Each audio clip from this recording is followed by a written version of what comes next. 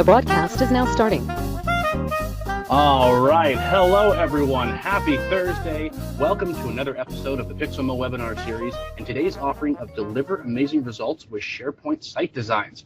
As usual, my name is Michael Wells. I am the Partnerships and Community Manager here at PixelMill. And today I am joining you guys live from the San Francisco International Airport as I'm about to hop on a flight and do a couple things. Eric, who you'll meet, or if you've already met, who you'll hear talking in a bit, is all the way up in Seattle. So we're all over the place today, but we're going to have a blast talking about this topic. All the usual stuff. If you've been here before, thank you for coming back. We're so happy to have you joining us. If this is your first time joining us for a PixelMill webinar, welcome. We are so happy to have you. You're going to have a blast today. In the little pop-out thing that came up, you should see a questions tab and a chat tab. If you have anything to say or ask anytime during this session, please feel free to throw those in there. I'll be keeping track while Eric is speaking, and I'll throw those questions in as best I can. If for some reason I can't get to them while we're in the session, we usually try to leave a little bit of time for Q&A at the end in which we can address those questions then. Eric's sessions are always jam-packed full of information, so I will probably interrupt him more often than not. So there you go. For anybody who's more socially minded, feel free to use the hashtag PixelMillWebinars, or you can use the PixelMill, wow, I can speak today, PixelMill handle at PixelMill team if you want to ask questions that way, but either way is fine. Without further ado, I'll stop talking. Today, our speaker is the one and only Eric Overfield. Take it away, boss. All right. Hey, thank you all for joining me. Obligatory sound check. All good, Michael? You sound phenomenal, sir. Excellent. Yeah, and I know my webcam doesn't seem to be doing too well today, so hey, that's the way it goes. But I think what's really important is going to be the material itself, of course. So we're going to go ahead and get started. Couple of good things that we can do here is at the bottom, what that should be right of your screen, you should see a URL of the Pixely/EO-Site Designs PM Webinar 2018. Okay, so you can get the slide deck right now, and that URL is case sensitive. So I always know it can be kind of painful. You've got to get it exactly right. Take a screenshot, take a picture of the screen. That way you can download it. I did just check it. So this deck is hot off the press. I made an update not 5 minutes ago, so I'm really excited about it. We're going to be looking at site designs. This has been around for, gosh, what about a year and a half now? And even so, and I've been giving this kind of presentation for a while, and I've really enjoyed it. Every time, what's so cool about it, it is always changing, it's always evolving. So even if you've seen something about site designs, I still think you're going to learn a lot of good stuff as this component of SharePoint continues to evolve. There's newer and better ways that we're all learning how to use it, so we're going to have a lot of fun with this with this stuff. Hey, Eric, real quick, we have a question already coming up. 2 minutes in, we already got questions. Good. From our friend Joseph Ackerman. Thank you for your question, hey. Joseph. Microsoft is already supporting PnP for deployment. Why is there now a whole new architecture for this? Oh yes, we're going to totally get into that on slide 4, actually. Let me answer that throughout this, and if you don't hear the answer you're looking for probably about 30-40 minutes into it, let's go ahead and ping me again on that question, because there's a really good answer, but I'm getting ahead of ourselves, and I don't really want to get too far ahead. But perfect question. That is a really key point, and I hit it in at least a couple of slides because I agree. I'm like a PnP provisioning fan. I really love this stuff, but site designs fulfill a really specific need in a specific way. And I think you're going to see the value of actually using both techniques for any deployment you're looking to fulfill. Cool. So let's quickly, first of all, talk about who I am. If I have not had the pleasure of meeting you yet, or you don't know who I am, again, my name is Eric Overfield, President, Co-founder of PixelMill. I'm a Microsoft Regional Director. Just this last July, I got my second Microsoft MVP, so I'm a dual MVP in both the Office Developer and Office Apps and Services space. I spent a lot of time working in Office 365, team collaboration, Microsoft Teams now, SharePoint as well, of course. Big in the community. I really love doing this stuff. I love doing these kind of webinars. I love going around the world speaking on this type of subject. I'm a dev at heart. Really enjoy doing that stuff. Wrote a couple books on the stuff. You can always find me blogging at ericoverfield.com. You can find me blogging now a lot at blog.pixelmill.com. I just had a blog post from Outpoint that was posted on Teams that I wrote. So I'm out there and I'm having a lot of fun doing this kind of stuff. I've always am happy that if anyone's ever willing to join me because I love sharing all of this knowledge that I'm learning. So to help you do a lot of the jobs you're looking to do on the Office 365, Azure, Microsoft stack. Another way to get a hold of me, of course, is at Eric Overfield on Twitter. I do my best to try to keep all my updates there as well. All right. And for those of you who haven't worked with PixelMill too much, you don't know who we are. We're based in Northern California. We're a digital agency specializing in communication and collaboration, basically on the Microsoft stack. I mean, that's where our bread and butter is in Office 365, SharePoint, Azure, and helping you build communication collaboration solutions that work for your organization. And that's really important to me as we've seen SharePoint evolve from being like this really large communication hub to now being one huge foundational pillar in a much larger story. And I think that what we're seeing happen with Microsoft Teams and SharePoint coming together with OneDrive is just becoming outstanding, powered by Azure on the back end. You can make some solutions for your organizations that are just super helpful and really drive that adoption that you're all looking for to help your fellow workers communicate, collaborate better, and get their job done. We look to help you do that. So when you get stuck doing all that kind of stuff, that's where we jump in. And so please always, find us, get a hold of us. Glad you're joining this webinar. We try to give away a lot of our stuff for free, but if you are looking for more one-on-one help, we're there to help you. All right. So what I wanted to go through over the next hour or so, and please do ask those questions. That was really cool. We got a question right at the beginning. Michael will do his best to interrupt me because unfortunately I do talk fast. I have a lot I do want to share. We always do record these, by the way. We're going to get this out sometime next week or whatnot, so you can always go back and review this material as well. What I want to look at is the SharePoint Online, in particular, site creation process kind of quickly. We're going to look at that. We're going to quickly then move on to see, okay, great, we've got this. Now what we can do, what can we do to extend it? That's where we're going to look at site designs and site scripts, as well as the P&P provisioning as well. Now, I'm not going to go into great depth on P&P provisioning, but it's a really important aspect when it comes to site design. So we're going to look at that as well. And then I also want to look at a few extra advanced techniques. So there's some things we can do to site designs to extend them, to basically make them do anything we might want to do that maybe they can't do natively yet. As well as look at some accelerators, because we're going to find that site designs are a little bit of codey. They're a little bit like IT Pro or DevOpsy kind of thing. There's some tools that have been created by the community that can help us create site designs much quicker and manage them in a nicer way. And I want to make sure that we look at that as well. A lot of links in this slide deck. I do have a resources page at the end. My big suggestions there is to download it. I will probably try to flip back to the top of the slide deck at the end so we can get that URL as well. Or just wait until our recording comes out at blog.pixelmill.com, and we will have, of course, this URL available so you can download the slide deck, get all the links, get all the good stuff, and make sure you can do this for your organization. So, okay, let's go ahead and start with the SharePoint Online site creation process that we have available to us. And by the way, so site designs, this is a SharePoint Online component right now. This is not available in SharePoint 2016 or before. It should be available in 2019. I actually haven't checked, and I know that 2019 just went GA, so it should be out there. I'm sure someone does know. I haven't looked myself. I'm definitely in the cloud. I really love what Office 365 can do, but I don't see why this wouldn't be allowed because so many things are there. Anyhow, I'm going to be talking about SharePoint Online. So what SharePoint Online now gives us with modern SharePoint experiences, in particular that being modern team sites connected to Office 365 groups and communication sites, is super fast site creation process, and that's awesome. Like when you used to create sites, your old publishing sites or team sites, it could take 1, 2, 5, 15 minutes. The site creation process now has just plummeted in seconds down to 5, 10 seconds, which is super cool. And what's also nice is it's browser-based, meaning, yeah, we could create old classic SharePoint sites in the browser, but you needed to be a tenant admin. It was difficult to do. It took a long time. Now it's really easy to do from the SharePoint home that you can quickly create new SharePoint experiences, new SharePoint sites all in the browser. But what's now really cool is that we can extend them. Awesome. So we can take the new native SharePoint site provisioning process and we can make it into our own. We can use the UI to do that. So we can actually then create new sites in the UI on the SharePoint homepage that will use our new code, use our new use our extensions.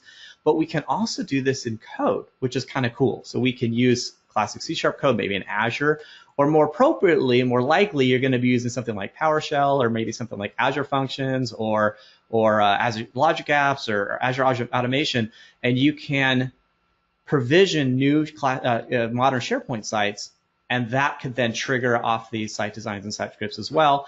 Or even on an existing site, you can go ahead and reapply a site design on top of that in code in maybe your PowerShell script. So really extendable, really super cool stuff that you can do. And now site designs are based also around Microsoft's approach and view of what branding SharePoint should be about. They've got these 4 primary pillars of how they see branding working moving forward in SharePoint Online. And the two that I really want to call out are the railed experiences. Microsoft wants to provide really good structure to how sites get provisioned and how the branding is going to look. And site designs are definitely a core component of that, because we can create customizations that help provide and help fit within this railed experience that Microsoft wants to provide. But they're also efficient and really, really smart. They're quick, they're easy, they work on top of SharePoint. They don't try to change SharePoint itself. They use the out-of-the-box tools to be able to extend SharePoint, working within that nice railed experience to create a beautiful site, a good-looking site, mobile-ready, easy to go, but isn't going to break anything. It's really supposed to work with SharePoint and work with you and your organization. So how this works is basically this thing called Site Designs, which we've been talking about, and this has been powered by a component called Site Scripts. If this is totally new to you, don't worry. We're going to actually break down Site Designs and Site Scripts down to its deepest level. But what this Site Designs basically do is they provide us this new automated way to custom provision new SharePoint, which effectively is like site templating. If you're used to classic SharePoint, we used to create site templates.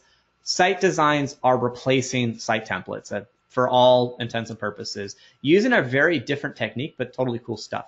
Site Designs are utilizing Site Scripts, and what Site Scripts are able to do is they're able to provide these actions we're going to look at. But this creates a really flexible model that we can use to configure our SharePoint sites. So the idea here is that when you create a new communication site, let's say, and you want a site design on top of it, in the classic model, we create a site template, and it created a snapshot in time of that site, let's say a team site, and we would then put customizations on top of it. And now our site template truly lived alongside a team site. And if you applied an old classic team site, it used that size template. If you created your new custom site, it used that template. That model is actually not very good, because what would happen is SharePoint would update, and then we wouldn't get the latest features in SharePoint. So as new modern team sites, as communication sites continue to evolve, we want to make sure that our customizations, our custom site design is still going to reflect all of that new cool stuff that Microsoft has released. So the idea of Site Designs is that it goes ahead and applies it creates the communication site that we want, the root site that a site design is tied to, which we'll look at, don't worry about that. And then it applies the changes we want on top of that communication site or modern team site. We're able to do some really cool stuff with it. We're going to look at all that stuff as well. Some of the big things that we can do, though, is like we can apply branding. So the branding that is available to us, such as themes and logo, we can apply that within our site design. We can also pre-provision specific assets, such as like site columns or content types, list libraries, things like that, which work really well.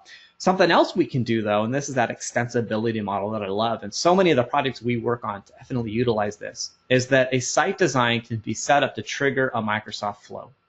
Microsoft Flow can then go ahead and do something else, basically call our custom code, so we can in fact do even more. Maybe things that couldn't be done out of the box with site designs, we might be able to do, say, with P&P provisioning, where there's so much more that we can do.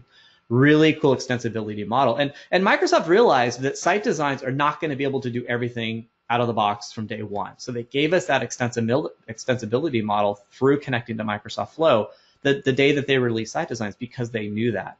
Now, site designs are looking to continue to evolve, and they're looking to continue to add more abilities, so that I'm not going to say they'll ever replace P&P provisioning, but that's kind of like the idea, like they would want to be able to give us native experiences built into SharePoint that could negate the reason for P&P provisioning. But there's no roadmap for that or anything. I mean, that's just sort of like the vision that I've heard, that I think that has been pretty publicly announced.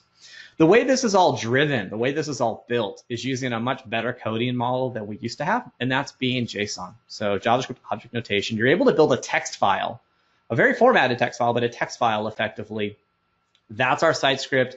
We push it up into SharePoint, and then SharePoint knows how to read that file for us and make sure that all the actions that we want are driven. So we're going to really dig into how we do all of that, so don't worry. But that's kind of like a quick, broad overview. Now, as I said... Hey, Eric, we got a question come in. Sorry to interrupt you. Yeah, all right, where'd that go? There it is. Okay, what is the best way to convert root site in SharePoint Online? Example, Sizig, SharePoint.com to modern site design. I like that question. Okay, so I'm going to answer that in a couple ways. So the way I'm hearing that, at least, is, so let's say PixelMill. We have a tenant, pixelmill.sharepoint.com. The root site is pixelmill.sharepoint.com is currently a classic team site, which we know is not a good thing. Now, at Ignite, and we can't change that. At Ignite 2018, not a month before this recording, Microsoft announced that new root sites moving forward are going to be communication sites, and Microsoft is going to look at ways to help us convert our classic team site root sites to communication sites, or to get some of the features of communication sites. Now, one of the cool things about site designs we're going to see is that once you've built a site design, you can actually apply it to an existing site. You can even apply it to a classic site. Now, that was just announced really at Ignite 2018 as well. I haven't played with that specific feature, although I kind of have a little nugget here that I've added to the slide deck. You aren't going to get like a modern team site on top of a classic team site per se. Like, you're not going to get all of the things a site design can do, because classic team sites can't do it all. But you can do some of the things. So let's say that you have a site design and you have a classic, your classic team site as your SharePoint Online root home. You could actually, in PowerShell, apply an existing site design to that classic team site. And that classic team site will get some of the things. In particular, it'll get like list libraries. It will even attempt to apply the modern theme, but it's not going to convert your classic team site to a modern team site. That's just, as far as I know, it's not possible right now. So really cool. Great question. You're jumping ahead for me in great ways. I really like that you're kind of seeing where this is going. And we'll look at that in a little bit, though, as well. So I'll get to some more details. So anyhow, some of the new stuff that has just come out, or that's coming soon, is one of the actions we can do is when a site design is applied to a site, so we create a site design, it can actually cause that site to join a hub. What's also cool, though, is, as far as I know, this is still coming soon, I haven't seen that it's out yet, is that when a site joins a hub, a site design can get applied to that. That's kind of cool. So it'd be like an automatic feature saying, hey, this site design should be associated with this hub. So if a new site joins this hub, a new site design would get applied. Maybe some extra theming would be applied. Maybe it needs some SharePoint framework extensions applied to it. Maybe cool stuff. We'll see how that all works. Something else that is coming soon, that the PowerShell command was available, but when I've tried it recently, I got this isn't supported in our first release tenant yet, so I don't think it's out yet. Is that Microsoft is looking to help us export an existing site to site scripts. We can take an existing site and we can make a template from it that we can then turn into a site design more easily. They're doing this in a phased approach, is what we were told. Again, this is all from Ignite 2018. They're only currently allowing us to really export lists and libraries. So if you have an existing list, it will export that list into a site script for us so that we could then add it into a site design. I do have that command in this deck, and we'll talk about it. But again, when I tried it last time, I got this is currently a feature that's not available in your tenant. Sean Squires in Ignite 2018 in a session on site designs did show that feature working. It's a great session, by the way. I think we'll have to add it into our blog post for this. If you go to ignite.microsoft.com and do a search on a session that has site designs in it, you'll see a session from Sean Squires. It's mainly our session on branding, but he got about 10 minutes at the end to go through some of the new features of site designs. Definitely not in the depth that we're going in today, but if you want to see kind of what's coming new actually in action, you can see that there. Anyhow, another feature that was recently added that is available is that when a site design is applied, it can even register a SharePoint Framework extension. So common use case there, maybe you want to have a custom header or footer. A site design can automatically apply that extension to your site, so you get that common header or footer built and empowered by the SharePoint Framework. So really, really, really cool stuff. By the way, like all this stuff is, except for the hub stuff in particular, like PNP versioning hat, totally understand. We're still going to see some value here that site designs are able to provide for us. And basically, I mean, that was like my segue into here's why.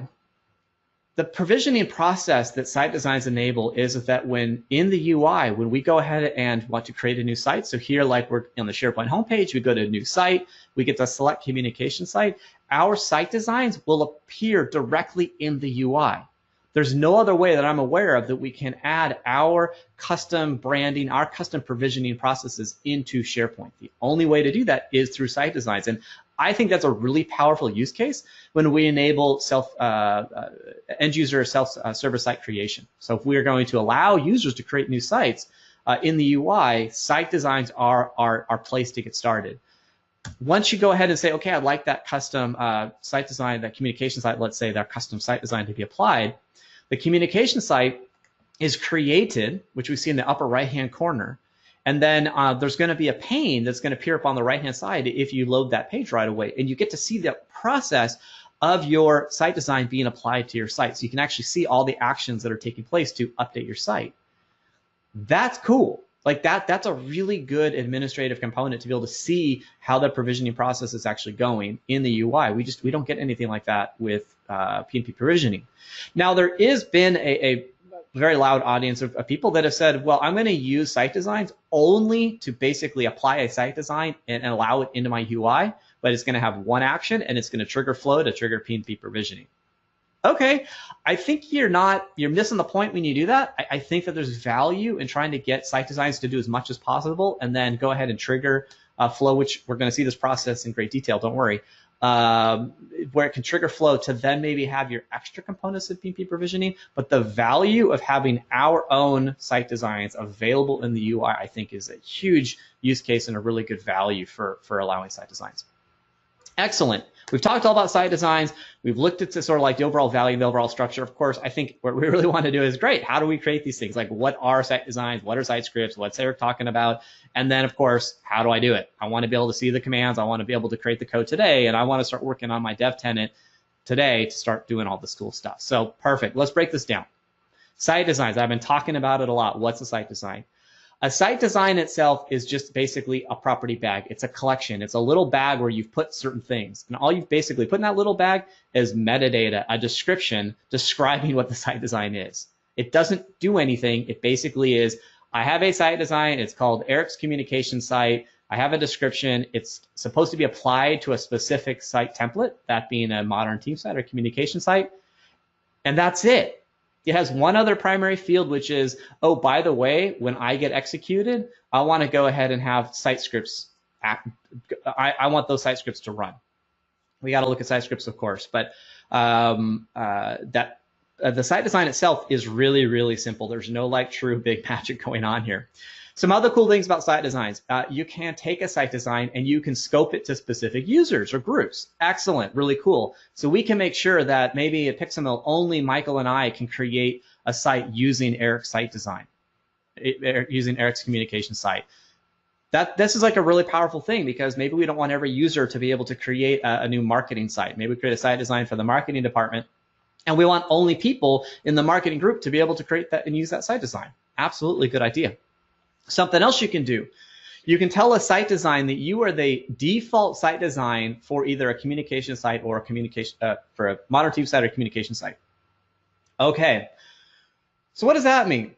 I could go and create a site design, apply it as the default site design for a communication site, for let's say a team site, modern team site. This one could work really well. All right, so anytime a modern team site is created through any method in SharePoint Online Office 365, my site design will get applied. Okay, there's a lot of ways that a modern team site can get created in Office 365, right? Not just through the UI, there's lots of other ways. So what if I wanted my company branding, my organizational branding to always be applied to every single modern team site that's ever created in Office 365 through any way? This is a potential model you can use to help get around that current limitation of controlling every site creation process, every site creation endpoint available in Office 365. So pretty cool that you can do that stuff. And then we mentioned this already because someone asked about the working with team sites, working with the root site, excuse me. Once a site has been created, you can apply a site design yourself manually using something like PowerShell. You can also apply a site design to an existing site that had a site design applied to it. Okay, and you can apply multiple site designs to an existing site if you wanted to as well, which is kind of cool. But let's just take a simple use case. You create Eric's communication site, or I create Eric's communication site, and I have a site design with site scripts associated with it. But I realized, you know, I really want to add maybe another list to every single site that's used it. I can go and update my site design with my site script that will have now a new list added to it. I could then use something like PowerShell, and I can reapply that site design to any site that I want. And all of those sites that I reapplied the site design to will now have that new list. Hopefully someone just thought of a question or asked a question saying, well, can that be automated? Yes and no. So when you update a site design, you update a site script, the existing sites that are utilizing that site design are currently not updated automatically for you. So you would have to do that yourself. But you could automate it by using something like PowerShell. So you could still kind of burn through your sites using PowerShell and basically reapply your site design for sites that fulfill certain criteria or something. So it's not automated yet by Microsoft. I don't know if they're going to. It's not on the roadmap that I've heard. But as of now, the only way you could do it yourself would be using something like PowerShell. Hey, Eric, we did have a question come in, and it might have been what you just said, but I want to make sure it gets asked to make sure it didn't miss anything. Cool. So it's a follow-up to the question about the root site stuff.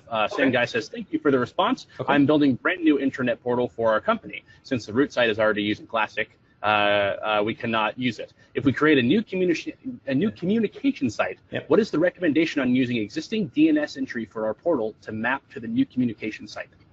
That was a mouthful. I made that much harder. Yeah, no, I totally get that. Basically, the way I interpret that is you want to create a new SharePoint homepage, a new root intranet site. And what you're trying to do, like trying to manipulate DNS to do that, I don't know of a good way to do that. I don't know of a right way to pull that off in Office 365. The common use case, there's two major things that people do.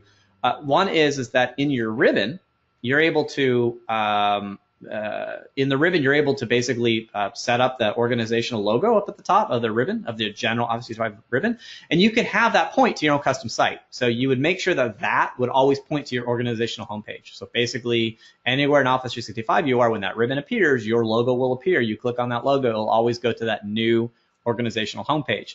So now the big question is, how do I make sure that if I just go to, say, pixelmill.sharepoint.com, how do I make sure that will automatically redirect properly to my new site?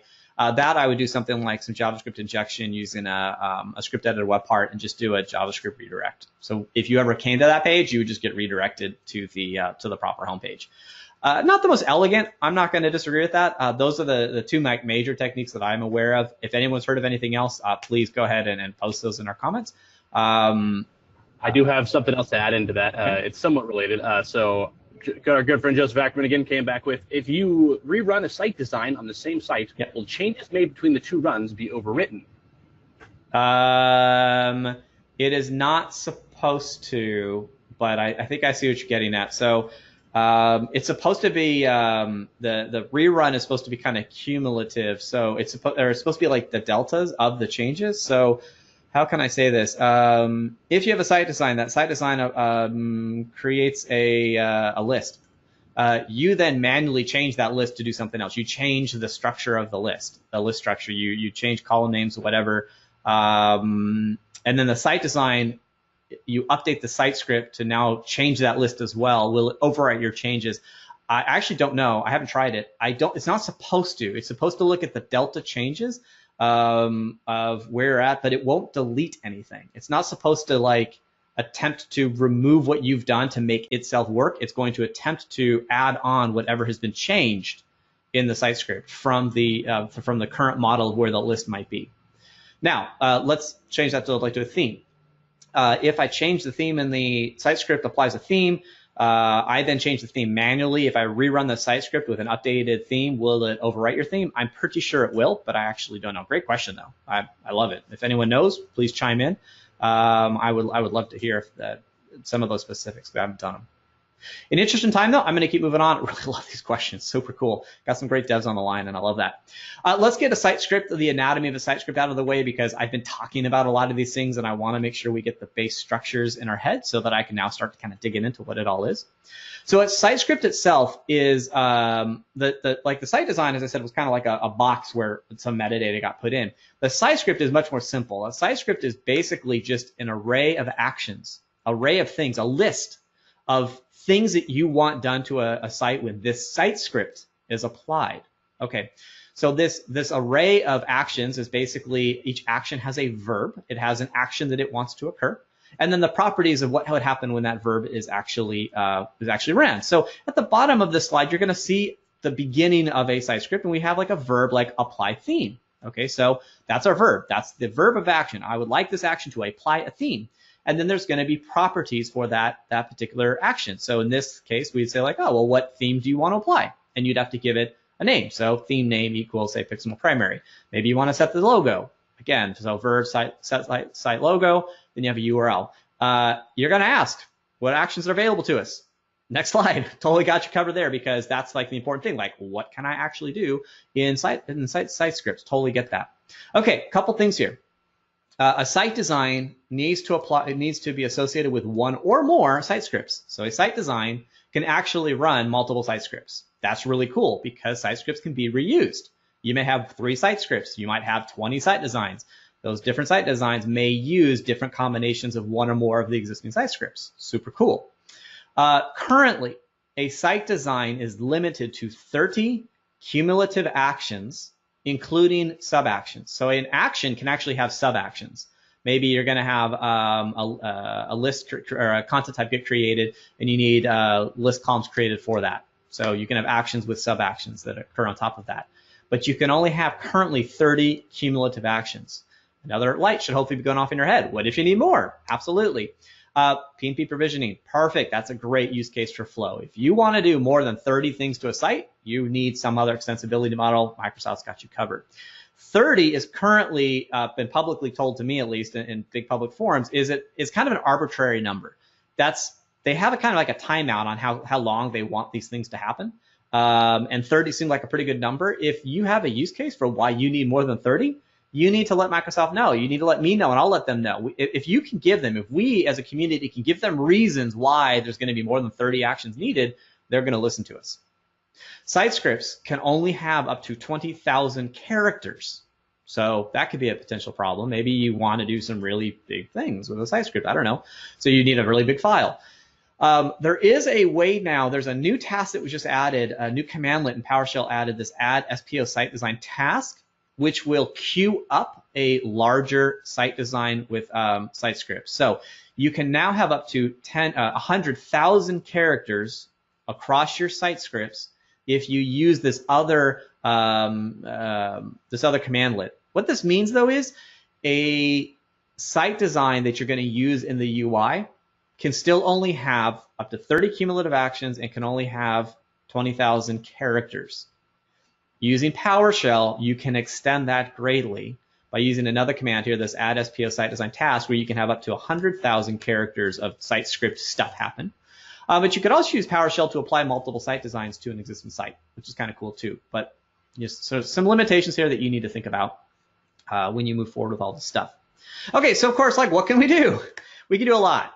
We can actually do a lot with site scripts and the different options and verbs that are available to us. So we can create new lists and libraries. We can create some content types, site columns. We can configure basic list settings as well. We can do some basic branding like themes and logo, working with navigation. As I said, we can join a hub site now. That's kind of cool. So when a specific marketing site gets created, it automatically joins the marketing hub, let's say.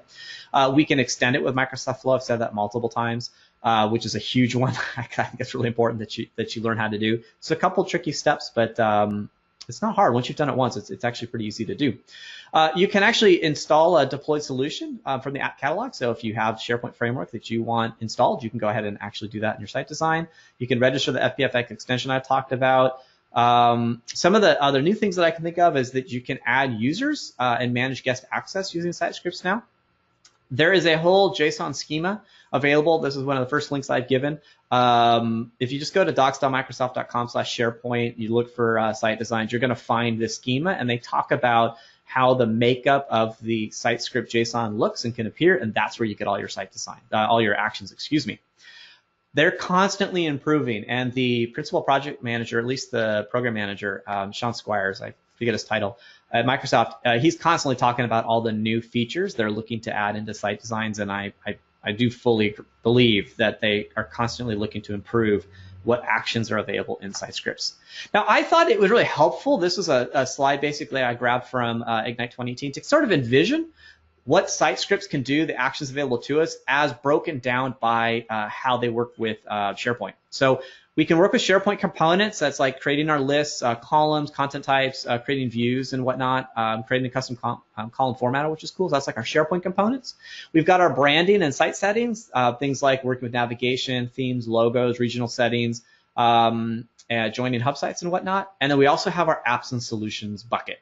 That would be like installing solutions and applying or associating extensions to our site. So I really like this view. I thought it was really good because it's like, oh, cool. All of our different actions are available to us. I love it. Okay, so we've learned what site designs and site scripts are. We've sort of seen that site designs are a bucket that holds some metadata that links to site scripts. We saw that site scripts is basically just a JSON file that lists actions. Each action has a verb that tells it what we want it to do. So of course, let's spend the rest of the time basically building these things because I think that's the super cool stuff. There are a couple different ways, 3 basic ways that you can work with site scripts and site designs. And I'm starting with site scripts here because you have to build a site script before you can build a site design. A site design must have a site script associated with it. So let's start with the site script itself. Even though I keep saying site designs, we need to build the list of actions first. You can use the REST API, which I'm going to give you a URL here on the next slide. You can also use CSOM. That's all coding stuff. My general suggestion, don't even think about it. Just don't hurt yourself. Let's do it the way that I think is a lot easier for most of us. It's still an IT pro, a DevOpsy, power user kind of thing. But basically, to work with site designs, we need to be a tenant admin because we are applying a site design to a tenant, so a SharePoint tenant admin at least. We're going to use PowerShell. It works. It's easy. Super good. At the bottom of the slide, I have a suggestion. You basically, in order to make this all work, you need to get the SharePoint Online management shell. That's the PowerShell commandlet component that Microsoft released, and they constantly updating it that allows us to do all this work. This is very much like the PNP PowerShell. If any of you use PNP PowerShell, it's very much like it. It is different. PNP PowerShell is community driven. The SharePoint Online management shell is managed by Microsoft, and it is not open source. It is closed source. They are constantly updating that with the latest CSOM updates. I have found that there's 2 ways to get the SharePoint Online management shell, by the way. There's an MSI downloadable executable, and then there is the actual PowerShell from the PowerShell gallery. I have found the MSI install is behind. It is not always giving you the latest commandlets. So I have moved, and I'm recommending everybody remove if you're going to do all this work. Move to installing the SPO management shell directly from the PowerShell gallery. And I gave you the link to that below, and that's where it is. So now instead of running an executable, you're going to open up PowerShell. You're going to install module, and you're going to install the SharePoint.online.SharePoint.PowerShell. So all of that documentation is there. By the way, there's a link in my resources on how to do all this stuff. But just my little new suggestion here. Okay, once you have this management shell, it installs in 2 minutes, super easy. You open up PowerShell, you install the module, you're now good to go. In order to work with site scripts and site designs, the first thing you must do is you must connect to your tenant using PowerShell. So that's this connect SPO service command. You do need to be a tenant admin to do this, to do all this stuff. We're not getting around that. So sorry, even with PNP PowerShell, where you can do some of the stuff, you still need to be a tenant admin. Once you connect to your tenant admin site, so let's take the pixelmill.sharepoint.com analogy. That would be pixelmill-admin.sharepoint.com. We would send in our tenant administrative credentials. It creates a context in PowerShell, so now we can do more magic. What can we do?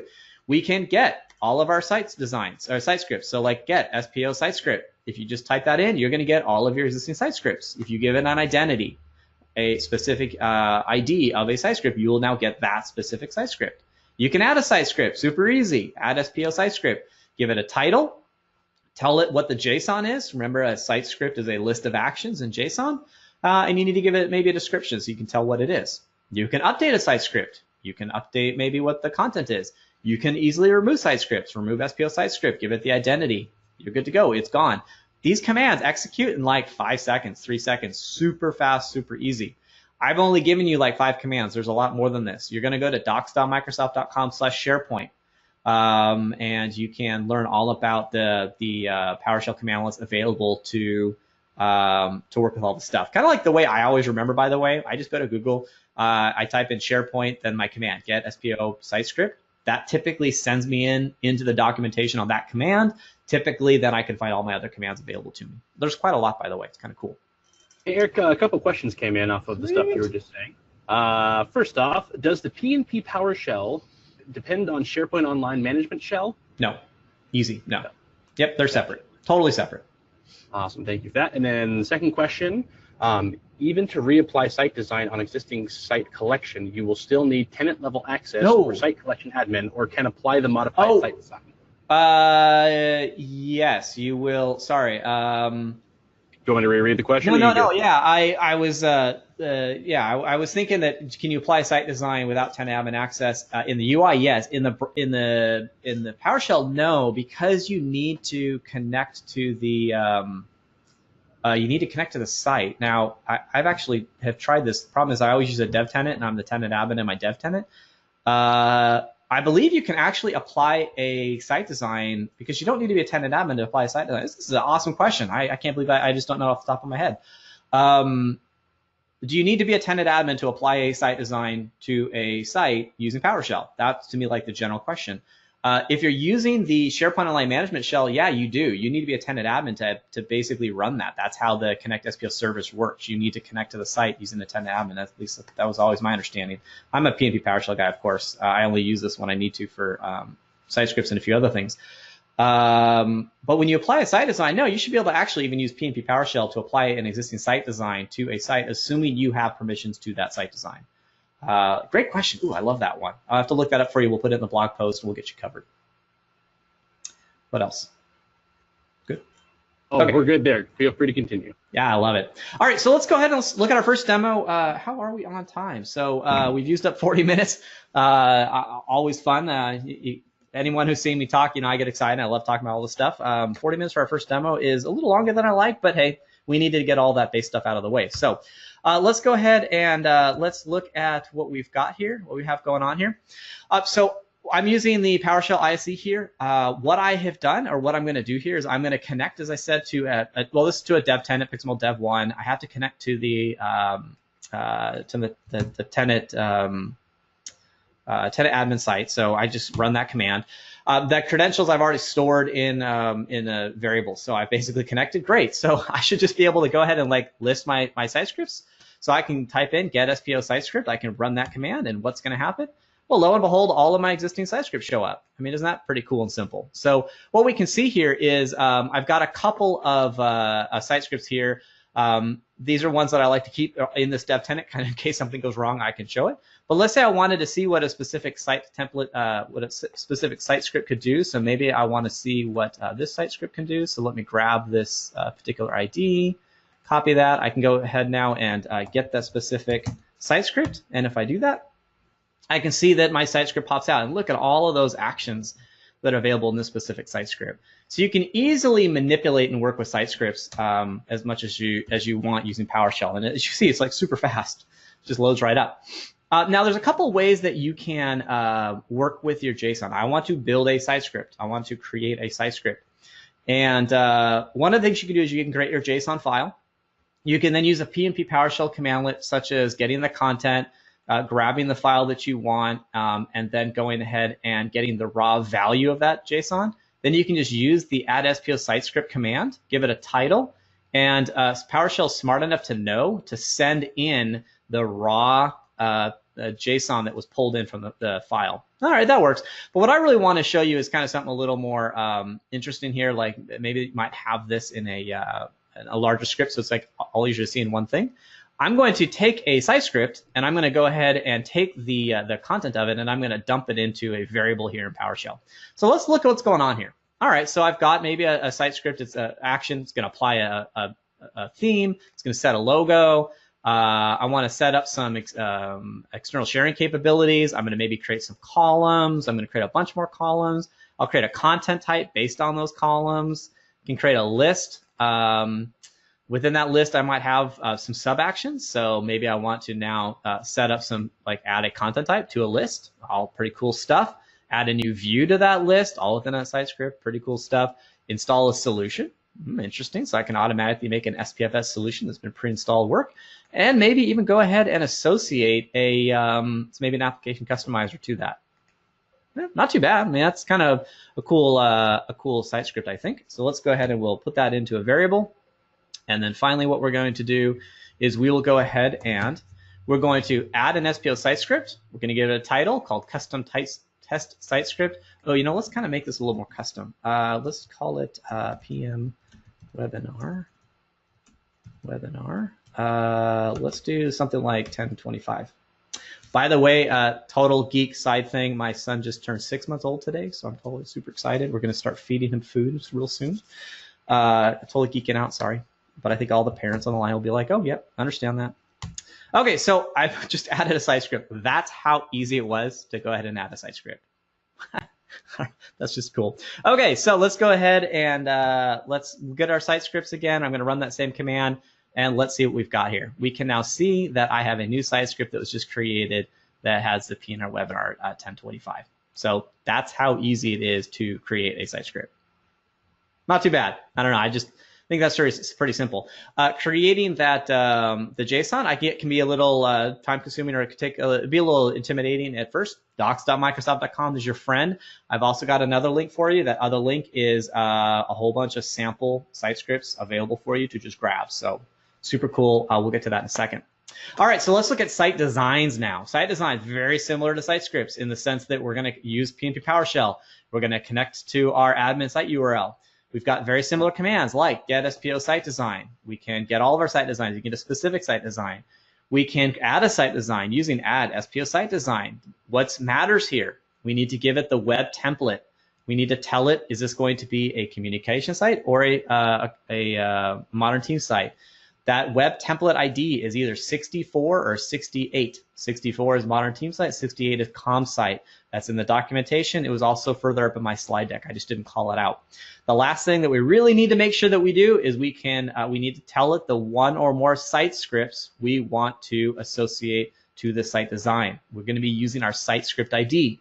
You're going to get that site script ID using PowerShell. That's how you're probably going to pull that out, is to go and grab those site script IDs. And you can create an array of those or just send in one.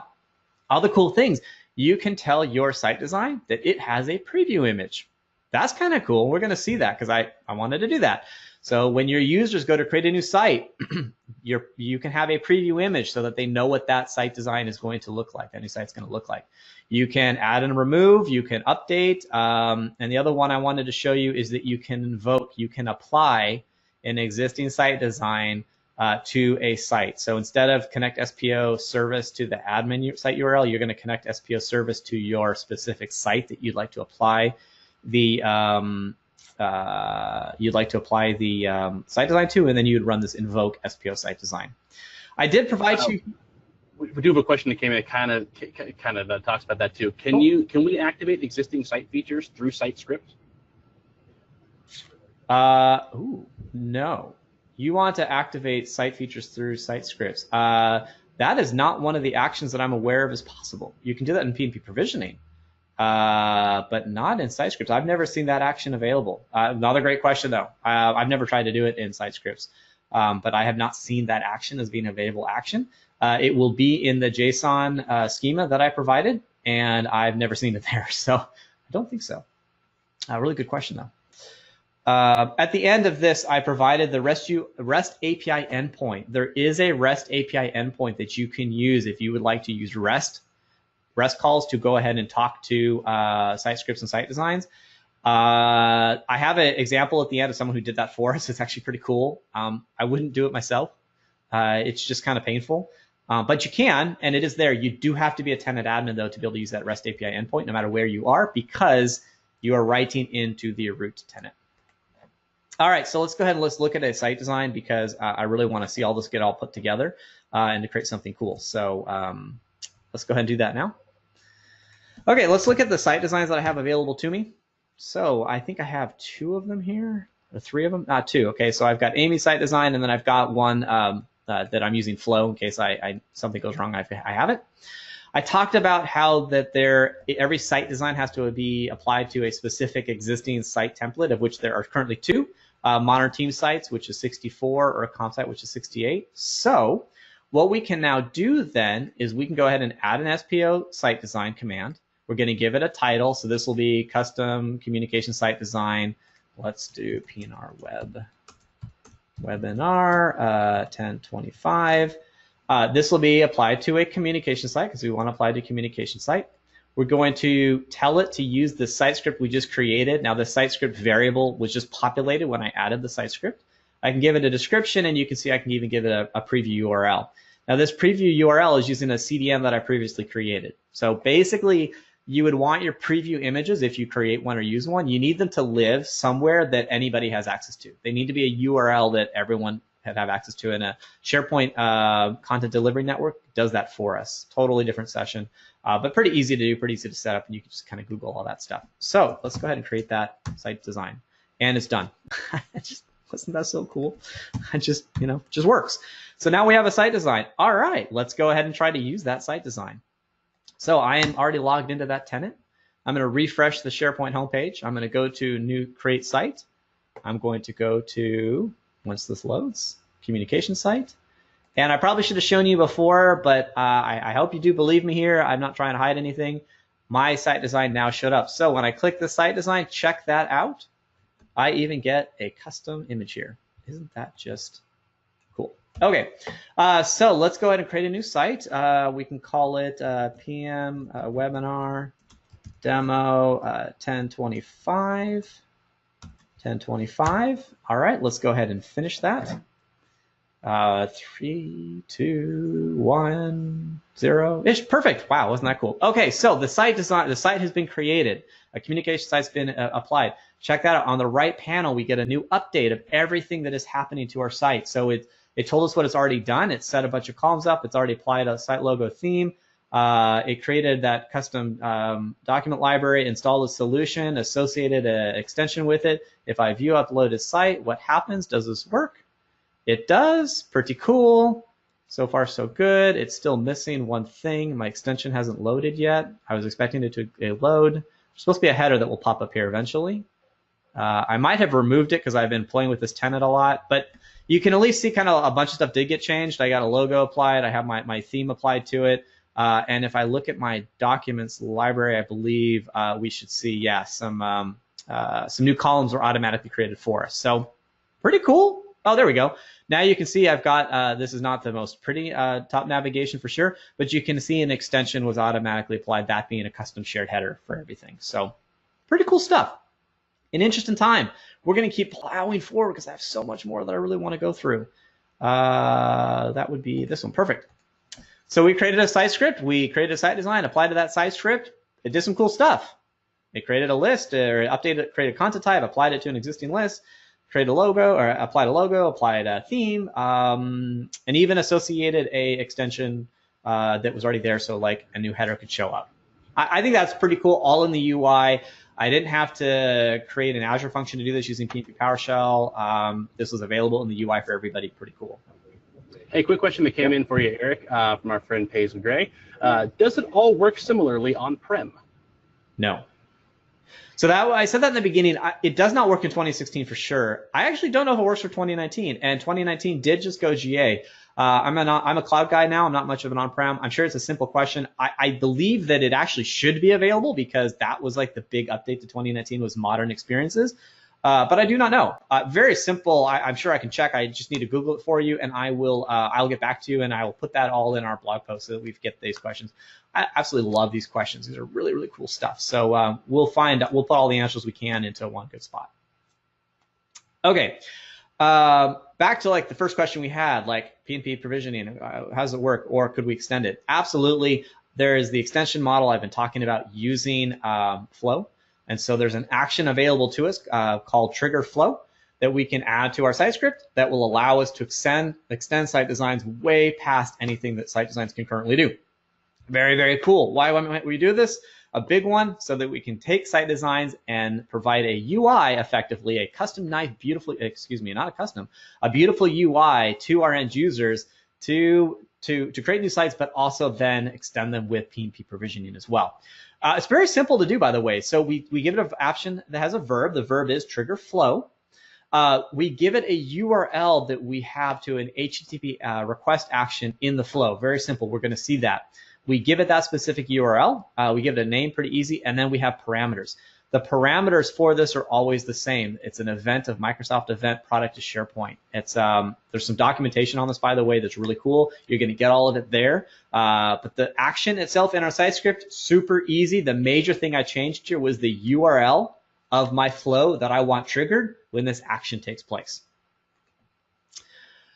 The idea of how all of this is supposed to work, or like the best practice that people are seeing, is that when SharePoint is applying your site design and it sees that site script and it goes down that site script actions, it sees an action that says trigger flow, it is going to actually go and trigger the flow of the URL you provided. What it does to that flow is it sends the URL of the site that was just created. The flow has two actions. First action, give it that URL so it knows how to trigger the flow itself and get that URL of the site that was just created. Second action, easy action, it is going to add that URL to an Azure storage queue. So you're going to have to create an Azure storage queue, set it up, hook it up to the flow, but the flow is just going to go ahead and take that URL, dump it onto an Azure storage queue. Easiest method that I have seen so far is you then create an Azure function. That Azure function is tied to that storage queue. Anytime that storage queue, think at a list of URLs.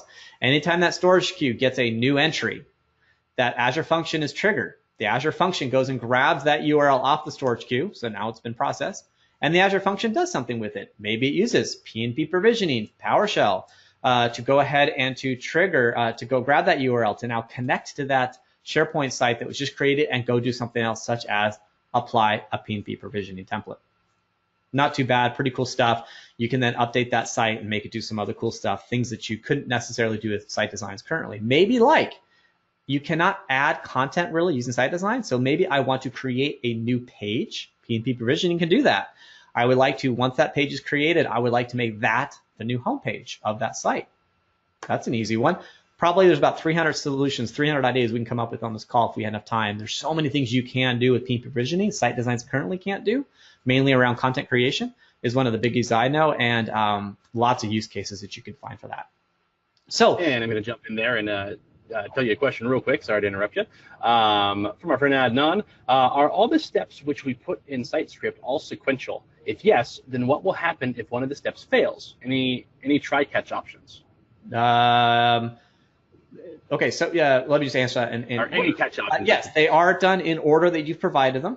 So it goes one, then one, then one, then one, then one. If it fails, it moves on to the next one, and there's no try-catch that I'm aware of at all. It's literally just a list of actions that just goes down the list, and you get that feedback saying this failed. This one failed, this one succeeded, this one failed, this one succeeded. So if you need something like that, a little more complex, you're probably going to have to go to PnP provisioning. But even PnP provisioning templates, they don't have that either. In fact, PnP provisioning templates, when they fail, if you just give it one provisioning template and it fails in the middle, it fails. It just moves on to the next PowerShell commandlet. So, and we've seen that a lot with the SP Starter Kit. So for those of you new to the SP Starter Kit, it's pretty cool. Just type in Google SP Starter Kit. It's a GitHub-based project by the PnP community, created by some of the brightest minds in SharePoint. And it has a great provisioning component, but in the issues list, a lot of people have provisioning problems, and it's the provisioning process is still, there's some room for improvement, is the polite way of saying that. Okay, so I want to go ahead and show you the flow stuff that I have here in the time remaining, and then I have just a few other little things to look at. This one's going to get a little more complex. Now, I provided this URL in my resources, but again, you can go to docs.microsoft.com/SharePoint, and what you do is in the title, basically, you're going to look for, just type in the word flow, and you're going to find this calling Microsoft Flow from a site script, and it talks about all of the necessary steps that you need to do to connect Flow to your site design. And then also there's another one here, this PnP provisioning engine from a site script. So I'm going to walk you through this step. So this is a 9-minute read, they say, and the other one, it was a pretty long read as well. I'm going to skip a lot of the details and kind of give you the basics so you can see the structure and show you how actually easy it really is. Hey, Eric, can you pass on that URL to me so I can paste it here for everybody to look at? Sure. Let's see here. Or if you want to, you're welcome to paste it in the questions as well, but I'm happy to do it for you. Yeah, I now need to figure out how. Oh, there it is. I'm going to go ahead and chat with everybody. I'm going to send the URL that I'm looking at right now. Hopefully, can you confirm for me, Michael, that you got that in the chat? I did see that. Everyone in the chat tab of this, you should have just gotten the link to the document that Eric's working with right now. If you didn't for some reason, let me know, and I will try to get it to you guys. Gosh, this has been one of the best webinars we've had. I'm just excited about it, but I love these questions. You guys are just awesome today. Thank you so much. I haven't been a dev enough. I've had to kind of work with a lot of like teams and stuff where I'm not able to dev as much. I love going back to my dev days. Okay, so one of the things you need to do when you are working with Flow connected to, Azure Function, is you need to work with and create a SharePoint app. So you need to register a new app. Again, this is all in the documentation. So this URL just grabbed from the documentation I just sent. You're going to create a client ID and a secret. Once you have that app created, you need to then go into your tenant admin area, your SharePoint tenant admin area, and you need to actually then register this app there. So you basically give it the app ID that you just created. And the biggie, the thing you're going to have to grab from the link I provided is the app permissions for this specific app that you're going to be granting permissions to.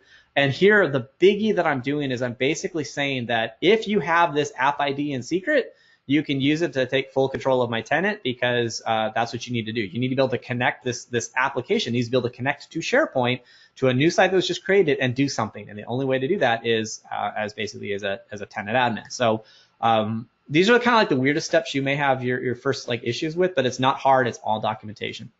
Okay, once you're in Azure, you need to set up a couple of things. You need to set up a storage queue. So if I go into my storage accounts, I could create a storage queue, but I've already created a storage queue here. The storage queue itself is going to have a bunch of, the storage account, excuse me, is going to have a bunch of queues. One of the queues I created is just this PnP dev 1 test provision Q1. And you can see there's nothing on here, but it's just super simple.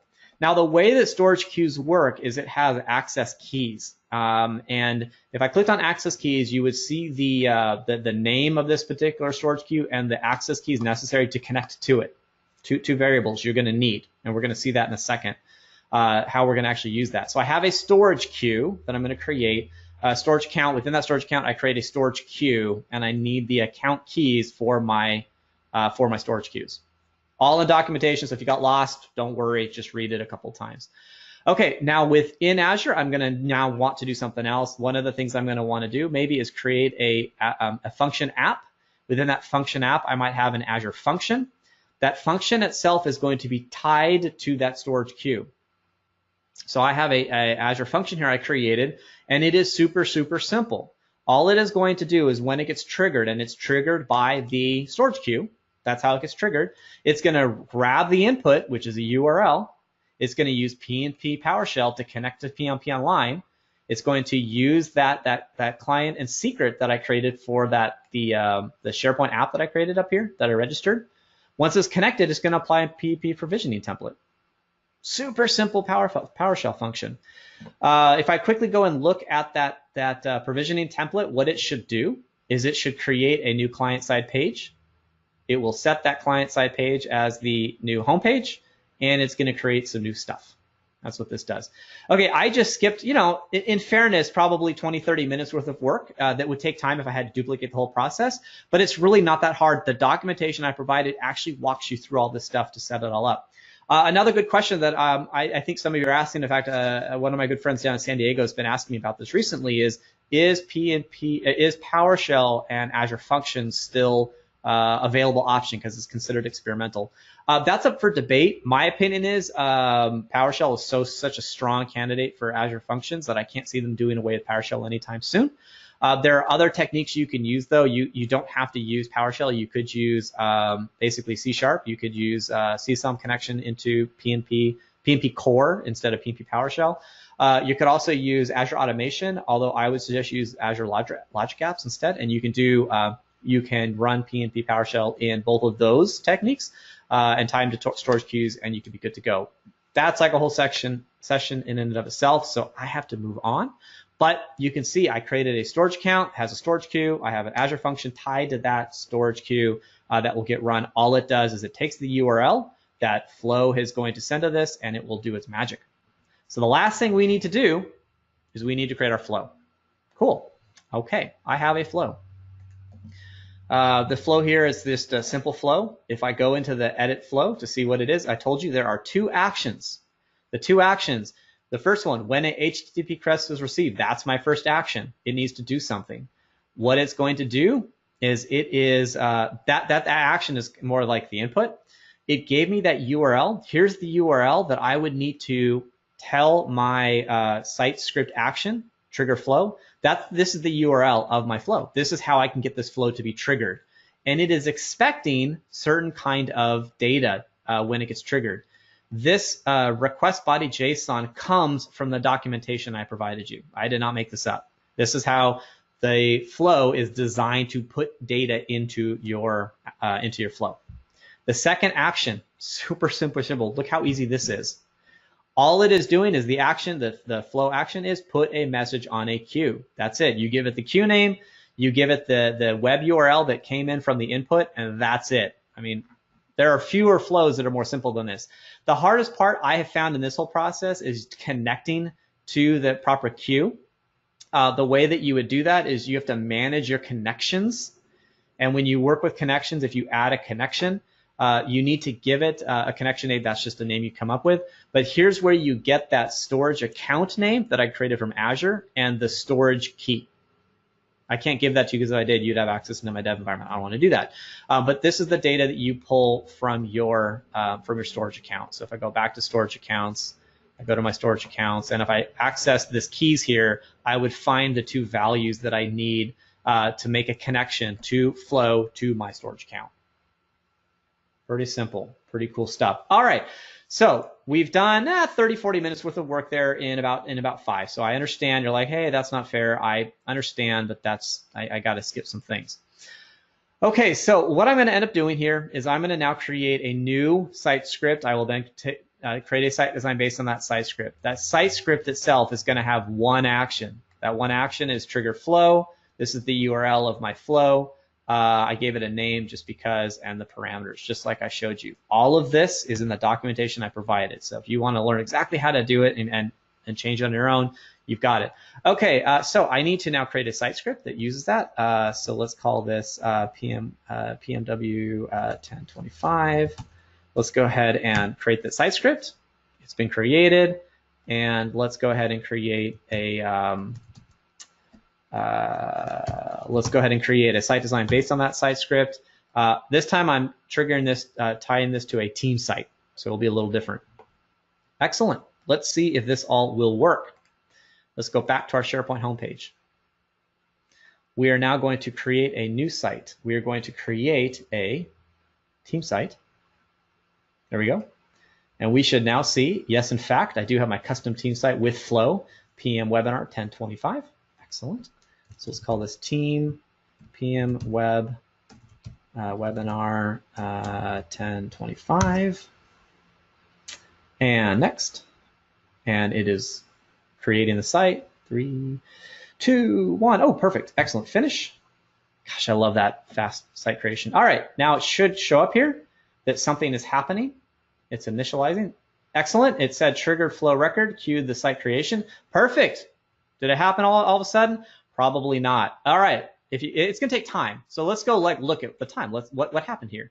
So if I go back to my flow, run history, succeeded 18 seconds ago. Cool. So I can't make this up. My flow did, in fact, work. It succeeded, and it did something. It ran successfully. It said what it went through. Okay, now if I go back to Azure, this one might take longer than I want, but if I go back to my Azure function and I go to monitor, it may or may not quickly show when this occurred. This was no. So this was I ran this as a test a little while ago. This was not now. So this may take a little bit of time to actually show the update that occurred. But what we can do is we can so kind of what happens is just because the storage queue worked, my Azure function was most likely triggered, but I don't know yet if my Azure function ran. So this is one of the problems of using PnP provisioning here, which is why we want to do as much in site design as possible. Is I don't know if my Azure function has actually triggered yet. I mean, there's other ways I can go monitor it, but for all intents and purposes right now, we wouldn't know. The way I actually know is because I know what it did. If I click on this logo in the upper left-hand corner, what we should see is our URL should change to something you haven't seen before. Ah, it did work. Check that out. I got redirected to a new page that was created, and I have my own custom stuff here, like a map of Ignite where I was at a month ago. That's pretty cool when you combine site designs with flow, then triggering and PnP provisioning. So PnP provisioning, Let's say you need to do lots of stuff. You want to create 5 pages. You want to create 3 document libraries and pre-populate them with document templates, etc. You can absolutely do that using PnP provisioning triggered by Flow, but you create your site design. That way your end users have an easy way to say, yes, I want that new marketing site. I want that new HR site. I want that new team site. I want that, whatever it is that you're looking to do. Super, super cool stuff. Really sophisticated. Hey, Eric, just a real quick 5-minute warning, sir. Oh, yeah, I know. Got like 4 minutes left. Excellent. So really fun stuff. So let's go ahead and let's finish this up.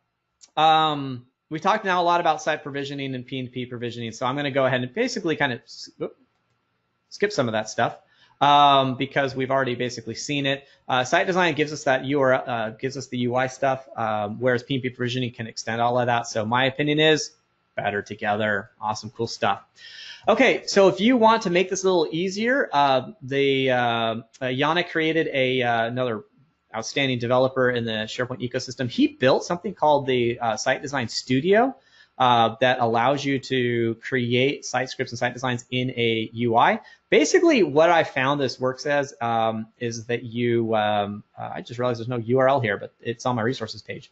Go ahead and you download this SPFX solution, you install it. I'd create like an administrative site and then put the web part there, which will allow you to manage the stuff. And let me quickly show you this because I think it's super cool.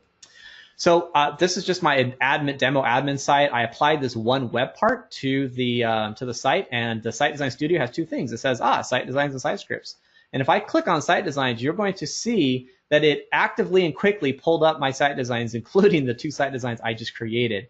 And you can see all of the site scripts visually that are already tied to the site design. Now, isn't that just cool? Now, if I go back to my site scripts, it even gets better. So let's go ahead and let's look at my custom test site script, like this one right here. It has a beautiful, nice GUID that will eventually load here, hopefully. That will show all of my site actions on my left that I can easily administer, add, remove, modify, basically do my CRUD operations. And on the right-hand side, it will even show me my JSON. That is taking longer than I wanted, so let's go ahead and let's look at a more simple one. There we go. So you can see all of my actions here with a nice GUID where I can add new actions if I wanted to. And then on the right-hand side would be the would actually be the JSON, so I can see it. But I don't have to worry about the JSON. As soon as I save it, it's automatically saved for me. Super, super cool stuff. I highly recommend it. The one catch to that is you do need to be a tenant administrator to run it. All right, final thoughts. Let's just get them all out here. Whoops. Telephone. Don't know where that came from. Okay, to work with access commands, you can grant and revoke specific access to a specific site design. So those are two commandlets for that. Seems that my hotel phone is ringing for some reason. Okay, so the other one is there's a parameter for site designs is default. That will allow you to make a site design the default, which I talked about back in the beginning. You can invoke a specific site design to an existing site, which is pretty cool. There's that add SPO site design task if you would like to queue up a larger site design that has a site script with more than 10,000 or with less than 100,000 characters. I think that's some pretty cool stuff. There is a new evolving ability to be able to export components into a site script. What I showed you here is this get SPO site script from list. As of today, that does not work for me in my first release tenants. I get an error saying that it's not yet ready. But if you get the latest SharePoint Online management shell commandlets, but you must get it from the PowerShell gallery. The MSI is not new enough. It's an older version of the CSOM library. I checked this last night, and I'm still right on this one. But you can try that. Hopefully, it'll become real soon. So we'll wait and see. And then when using the communication site web template, I did want you to know that the topic site design, the topic is your current default base. So we're really running a lot short on time here. Let's see how we are. I think I have like 2 minutes. What's really cool, I have a minute here. What's really cool is you guys asked really great questions. I'm sure there's gonna be more questions. You've put them out there. We didn't get to them. I will get to them in our blog post. Here's our major our major URLs. I'm gonna give you like 5 more seconds to take a screen grab of it because I'm gonna shoot up back to the top of the page in the last minute because I know that Michael wanted to close us out here. Okay, so let me go ahead and shoot up to the beginning. Let's go ahead and get you that URL out here. You know what I should do? Let's go ahead and grab this URL. We'll put it in the chat window. Quickly, chat window, perfect. That will now be in the chat, but I will go ahead and I'll leave this up here for you. I really appreciate everyone's time. I think your questions were outstanding. I got to review them now and make sure that I can get you some better answers in the blog post. I'll just check everything out for you all. I hope you found this fun. I sure found it fun. Always an exciting time. So I look forward to seeing you all. If any of you are up in the Seattle area, there's a SharePoint Saturday Redmond this October 27th, 2018. So I do hope to see you there. I'm actually going to be giving this session there as well, so I'm kind of excited. But do say hi. Otherwise, I'll catch you next time. Michael, I hand it back to you. Thank you, sir. I want to do a couple quick rapid-fire questions for those of you who are still on there. I just want to get a couple out of the way so nobody feels like I left them out. First one is from Jerry Connor. How do you prevent site duplication, triplication, quadruplication when you allow self-service site creation? I don't have an answer for you. I love the question. I agree. I am somewhat of an advocate in a lot of environments. I don't allow site creation. Governance processes to go looking for sites. So the running processes, running PowerShell scripts, running Azure Functions or automation or flow that will constantly be monitoring, like once a day, once a week, once a month, looking for things, looking for activity usage, and then going back to site owners, making sure that a site has a site owner and pinging them every 3-6 months. You haven't used the site, there's no activity on this site, we're going to delete it. Governance policies, but no great like UI-based way that I know of. Awesome, thank you for that. And then from our friend Galen Keene, you can enable publishing features in the root site of the tenant, create a redirect page, and configure that page to be the home page of the site. This will redirect all users, but is configurable to allow site administrators the time to navigate to other pages within the site. So that was more of a comment more than a question. Thank you. So that's a great way to get that root site. If you're still on who asked the original question on the root site, much better answer. Thank you, Galen. So the idea of activating the publishing infrastructure on that root team site, and then from there you can create some more cool redirect. Awesome. Okay, and then last one thing, can you remove the out-of-the-box site templates when adding your own custom ones? The site designs. Can you turn off the existing out-of-the-box site designs? Yeah, you can, and I don't have that command readily available. You can't remove them. You basically you hide them. There you go. And I don't have the command readily available, unfortunately. Great question. I'll try to Google it for us, get that URL for us, and I'll put it in the blog post. There you go. And then one last thing, Mr. Joseph Ackerman says, slides at the URL are read-only, can't save a copy, which would be helpful. So. Yeah. Joseph, no, you should be able to download it. I thought I checked it. There was a download there. Joseph, we will work on that. If you still have problems, man, reach out to us. We will get you a slide deck. I'll just get you a slide deck. I intended you could download it. It's definitely read-only. I don't want you editing my file, but there should be a download link somewhere on that in the ribbon. You have to find it, and you should find a download link. But I'll make sure.